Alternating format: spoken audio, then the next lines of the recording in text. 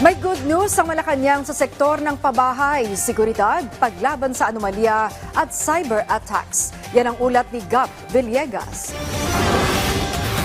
Umarangkada na ang pilot testing ng Advanced Passenger Information System o APIS ng Bureau of Immigration. Alinsunod ito sa pagpapaigting ng seguridad sa paliparan at pagsusulong ng digitalization.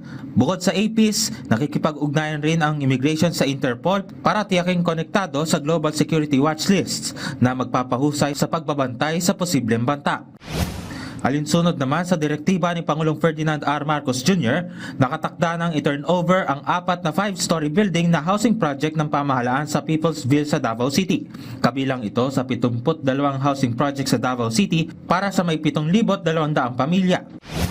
Marerecover na ng pamahalaan ang 65 milyong piso mula sa 38 paaralan na kabilang sa na-flag down sa umano'y maanumalyang Senior High School Voucher Program. Sa ngayon, 14 pang private schools na umano'y gumamit ng ghost students para makapag-avail ng voucher program ang hinahabol ng Education Department. Naimbestigahan po ng mabuti yung ghost students, yung voucher program anomalies, at ito po ay magre-resulta ng 65 million marirecover po natin.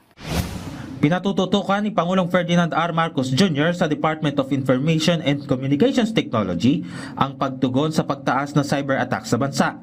Ayon sa Presidential Communications Office, nais ng Pangulo na paigtingin ng DICT ang internet connectivity para mapabuti ang cyberspace ng bansa.